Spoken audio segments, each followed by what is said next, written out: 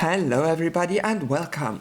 As you all know, in the history of the last 200 years, people have been trying to reach socialism in all kinds of ways. That's why in this video we're having a look at the top 10 most interesting socialist revolutions throughout leftist history according to me. If you want to see more loosely connected videos on topics related to leftism, make sure to like and subscribe. We start with number 10, Makhnovia. Also called the Free Territory, Makhnovia was an area in Ukraine controlled by an anarchist militia and it was governed using anarchist principles. There was no official leader, but a man named Makhno eventually took charge unofficially. The government of the area was entirely horizontal. All communities would form councils, also called Soviets, in which they would work together in a sort of federation, and they would be run via participatory democracy. The people could even recall their representatives if they acted against their will, all in line with anarchism. But despite those principles, Makhnovia had an army and a sort of anarchist vanguard party. This was because the entire country was in a massive war at the time. It was the Russian Civil War, which prevented the autonomous area from growing to its full potential. The region tried to keep itself out of conflict with either side, and they rather focused on taking land from landowners and giving it to the people who work on it. They also did stuff like give industrial workers the right to industrial self-management and other things leftists like to do. But sadly, the capitalist/imperialist White Army came to the region and started taking land from Makhnovia. They were completely outnumbered and stood no chance of defending themselves. So they called upon their rivals for support, the Marxist-Leninist Bolsheviks, who were fighting the Whites at the same time. Unfortunately, after the Whites were defeated, the Soviets invited the entire leadership to a congress and then executed all of them. Even though Makhno survived, his anarchist region failed within 3 years, earning it the number 10 spot on this list. Number 9. The Kiel Revolution. All the way back in the twilight days of the First World War, the German leadership knew they had lost, but they wanted to get a one-up for the negotiations. So they planned to send their entire fleet with hundreds of ships and tens of thousands of sailors right in front of the larger, more powerful Royal Navy in an attempt to show strength. When the sailors heard that they were to be sacrificed for a war that was already lost, they were not happy. The opposite, in fact. They started a massive mutiny. Because of the war, there were shortages of food and other necessities. So, when the sailors mutinied in Kiel, workers from all over the country joined in. They formed workers' councils and demanded the abolition of the monarchy and the establishment of a socialist state. At this point, Kiel was entirely controlled by radical leftist revolutionaries and the alienated working class. So the Kaiser sent an entire rifle division to kill them all. That division instead took the side of the revolutionaries. Oops. Then the workers went on a general strike, as they do. The workers demanded an end to the war as soon as possible, and they formed a second government intended to replace the imperial one. The new government was based on workers' councils, just like the one in the USSR. They also demanded freedom of press, freeing of political prisoners, and demanded the government should stop sending armies to crush the revolution in Kiel. Unfortunately, the Kiel Revolution was about to reach a bloody end. It was up to the German parliament to accept these demands. There were leftists and rightists and then the social democrats in the middle. It was up to them to decide between socialism and capitalist oppression. Famously, the social democrats betrayed their leftist brothers and the revolutionaries were crushed by fascistic armies and their leaders shot. Therefore, you never trust a social democrat. Number 8. Revolutionary Catalonia. In the time between the world wars, there was a democratically elected leftist government in Spain. But faster than you can say fascism is the final stage of capitalism, there was a fascist coup led by Francisco Franco, who was a good friend of Hitler. Need I say more? Of course, the leftist factions did not just lay down and die, they took up arms and fought the fascists, notably the CNT-FAI, which was a union between socialists and anarchists, because they were both broadly syndicalists. To be able to fight for the leftists, the anarchists and syndicalists had to join the parliament, and they got many votes in Catalonia, which is a region in which there is a minority called Catalonians, which have been suppressed since the dawn of Spain. so they were ecstatic to see anarchist principles in their region. The leftists quickly formed a volunteer brigade, and leftists from all over the world came to Spain to fight fascism. Among them was George Orwell. Despite writing Animal Farm, he was an actual socialist, just critical of the USSR in particular. Of course, the fascist snakes also got their support. Hitler and Mussolini sent tanks and men to fight for the fascists. Catalonia reformed the government in anarchist ways, meaning people would be ruled by assemblies which anyone could attend. They also established unions in all workplaces and had unions run the places. They did not have a government larger than the local one, but the unions managed to coordinate the entire region regardless. Naturally, they also took land from landowners and such things. They also established labor vouchers, which definitely aren't just money with extra steps. Unfortunately, eventually, the fascist armies won the civil war, and all leaders of Catalonia were arrested, and sometimes executed by the new regime. The Catalan people would suffer for many more generations, and the dream of an anarchist Spain was crushed within 3 years. A valiant yet failed attempt for our number 8. Number 7. Rojava. In 2011, the Arab Spring brought democracy to many nations in the Middle East. Democracy and self-determination swept the region, and dictatorship after dictatorship fell. Those protests extended to Syria, where people were protesting the rule of Bashar al-Assad, who, by the way, is a Ba'athist, which is Arab socialism.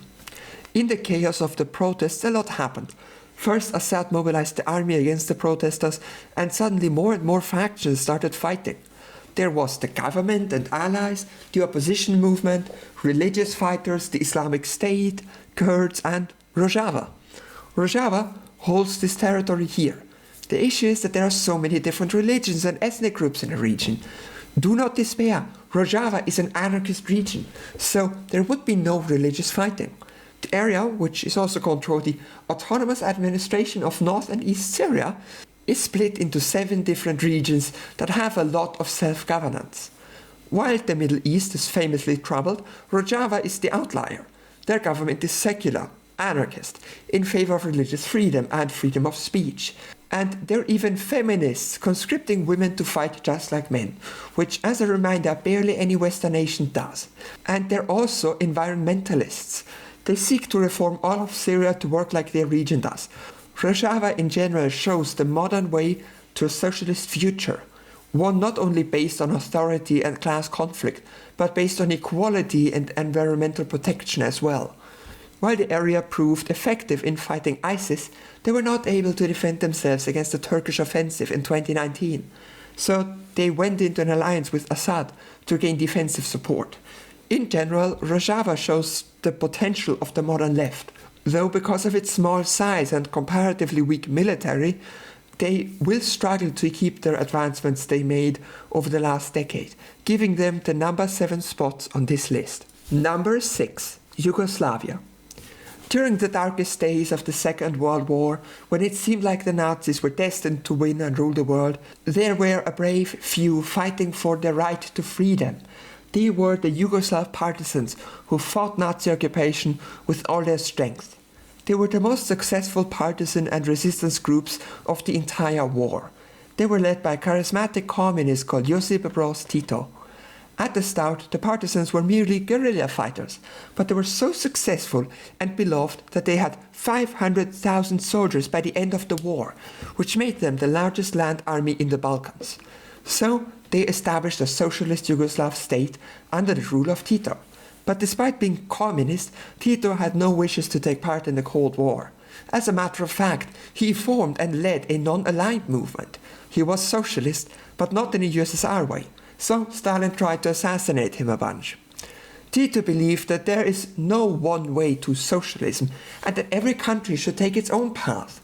The economy was organized around self-management, meaning workers would manage their own workplaces. They would decide what to produce, how long to work, their goal, their factory expansion, and who to hire for work. Between those businesses, they used a free market, making Yugoslavia the only example of large-scale market socialism.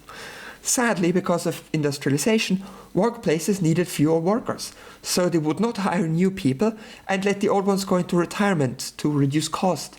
Some companies also went out of business, and since the state did not make new ones, the workers who lost their jobs were out of options. At the end, Yugoslavia had 20% unemployment. From bad to worse, after Tito's death, ethnic tensions between Serbs and Croats, among others, caused the collapse of this socialist attempt into ethnic conflict in 1990. Having survived from 1945 to 1990 and implementing many socialist policies, Yugoslavia was a fair attempt at socialism, even though it sadly failed, earning it the 6th spot on this list. Number 5. China. By the 1930s, China had been in a civil war between nationalists and communists for a long while, and many warlords in every part of China declared themselves the most important and powerful one. Eventually, the communists were encircled and almost destroyed, but they went on a long march to regroup, and conveniently at this point Japan tried to take over all of China. And by conveniently, I mean that they wanted to kill every single Chinese person. So, deciding that the Japanese imperialists suck, the socialists led by Mao and the nationalists decided not to fight until they had removed the Japanese. The nationalists, Kuomintang, were more active when it came to fighting, so after Japan was defeated and Mao got help from the USSR, the civil war ended and Mao proclaimed a new China. Mao went about doing nice things like land reform and classes out of landlords, which made him popular. He was also all about industrialization, changing the lives of millions of people. And he established an agricultural reform based on the ideas of this handsome Soviet fella named Lysenko, who wanted to do exciting things like plant seeds 2 meters down and absolutely packing the fields. The failure of these untested agricultural reforms, along with a large-scale, never-before-seen national drought, led to the deaths of tens of millions of people. Oops. There were many things to blame. Unaccountable central government and localized leadership were only 2 of them, along with the actual natural drought, of course. Eventually, Mao died and this doofus took power, Deng Xiaoping, who decided that, in China's case, socialism is when you do capitalism. So he established special economic zones in which free market capitalism rules everything and human life has no value. This is what eventually led China down the path of Eastern imperialism. This, along with the death toll, is why China is only number 5. Number 4. Vietnam. Vietnam was colonized by France a long time ago, and they were not happy. And then the Japanese invaded and tried to make Vietnam their colony. So socialist leader Ho Chi Minh and the Independence League took up arms against them. When the Japanese eventually lost, the French tried to come back, but Ho Chi Minh would not let them come back. He fought the French in the First Indochina War, and eventually France had to leave and Vietnam was divided between Communist North and Capitalist South. There was supposed to be a reunification of the 2 parts with a vote on which economic system the Vietnamese people want. But the United States were afraid that they were going to lose the election, so instead invaded North Vietnam. The US Army and Air Force would commit unspeakable crimes against the population of Vietnam. They dropped banned chemical weapons over inhabited areas, which caused horrible birth defects and killed many. This only strengthened the resolve of the communist guerrillas. As we all know, America eventually lost the war, and the communists took over the entire country.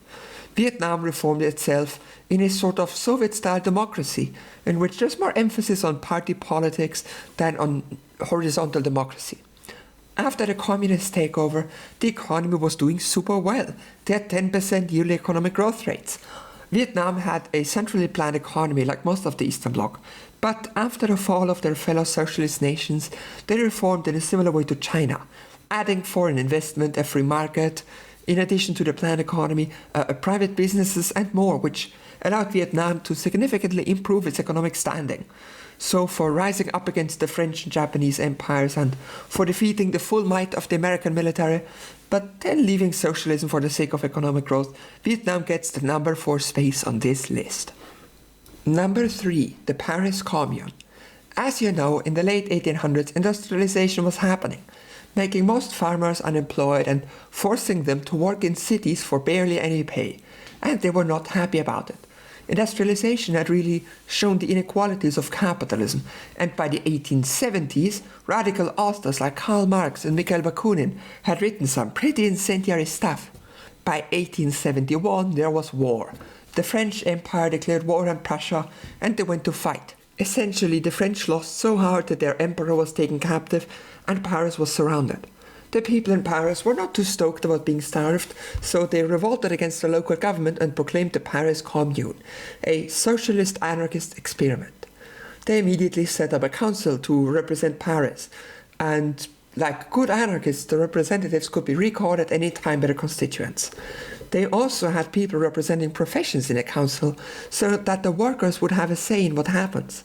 They decided not to have individuals as leaders but rather councils, in line with anarchist thought. The issue in the commune was that the leading council was divided between two factions, one which was radical leftist and one which didn't want to do anything.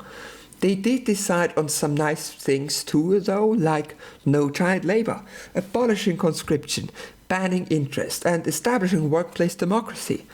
All that 150 years ago. After failing to militarily spread the revolution, they just tried to make a great society and hoped everyone else would join in, which they did not. Eventually, the French army regrouped and killed everyone who was a part of the commune leadership and burned down half of Paris, ending the first ever socialist uprising in blood-soaked streets. So, for the first socialist experiment in history and managing to unite anarchists and socialists, the Paris Commune gets number 3 on my list. Number 2. The October Revolution. As we all know, Russia was fighting in the First World War when a revolution removed the Tsar, and another revolution led by sexy communist revolutionary Vladimir Lenin declared a socialist government and immediately fell into a civil war in which millions of people died. Eventually, the USSR was proclaimed. It was a union of different so-called socialist republics. Every major ethnicity got a republic of their own for local issues. The entire government, Soviet and local, was originally based on councils, which in Russian were called Soviets. The Soviets united the workers and sent representatives to their respective parliaments. Unfortunately, this attempt at workers' control just ended up with the party choosing the candidates based on loyalty, leading to a de facto undemocratic one-party state. Despite this, the USSR did great. It had the fastest economic development of any nation in history up until that point, and went from a rural backwater to a superpower in only 20 years. And in the middle of those 20 years, they were invaded by the Nazi hordes and successfully pushed them all the way back to Berlin. And as an extra bonus, after liberating Eastern Europe, they also gave socialism to the Eastern European nations, which made socialism as powerful on the global stage as capitalism. For many decades, the USSR was the vanguard of the socialist world, assisting nations in need and supporting their socialist friends. It was not always successful. For example, the liberation of Afghanistan completely failed and cost the USSR many men and lots of rubles. Then Chernobyl happened and hurt the country even more. This, along with Gorbachev's incompetence and general corruption in the government, led to the collapse of the USSR in December of 1991. The dream of a socialist world in the near future died with it. So, for fighting in a revolution and world war against all odds, for spreading socialism in the East and for making socialism a global power, the USSR gets number 2 on this list. Finally, number 1, Cuba. Cuba is an island in the Caribbean and was owned first by Spain and then the United States, and eventually this guy called Batista took over the island and abolished the elections. So socialist revolutionary Fidel Castro took up arms against the government. He was supported by this sexy guy, who is of course the man from the t-shirts which social democrats like to wear to pretend they're leftists. After 5 years of guerrilla war, they ousted the dictator and set up a socialist government. Naturally, because this was a socialist country in Latin America, the US tried to overthrow the government in the Bay of Pigs invasion, and failed. Didn't stop them from trying to assassinate Castro over 600 times, and the thing that finally killed Castro was old age. Cuba quickly noticed that they were under immediate threat of a US invasion, so they approached their allies in the USSR. It was the Cold War after all. So the Soviets sent medium-range ballistic missiles to prevent the invasion of Cuba. In response, the US enforced an embargo on Cuba, which still stands, and they illegally blockaded the island, and then dropped live weapons on Soviet submarines that were armed with nuclear weapons. Luckily, the Soviets were more composed than the Americans, so we did not end society in a nuclear war. So far. Eventually, the Soviets left and the Americans pinky promised not to invade Cuba, which worked so far. Castro did many things like build houses for everyone, end homelessness, give people jobs, healthcare, education, and actual free food. And he was not content with this, so Cuba sent doctors around the world to help other poor countries. Cuba has saved millions of lives in the third world because of this. And naturally, they also sent advisors and troops to civil wars to support the socialist side. Cuba was not content on improving Cuba. They wanted to improve the world. So, for improving the lives of all Cubans, for resisting American pressure, and for measurably improving the world we live in, and still being true to socialist goals, Cuba gets number 1 on this list. Thank you all for watching, and remember, Vicky lives on her own now, so if you donate on Patreon it actually goes into food now, and not Europa Universalis DLC. Also, it means you can join the Discord server if you like, there you can DM me and complain that I didn't counter cultural revolution. Though it is cheaper and faster to leave a comment, which I always read anyways.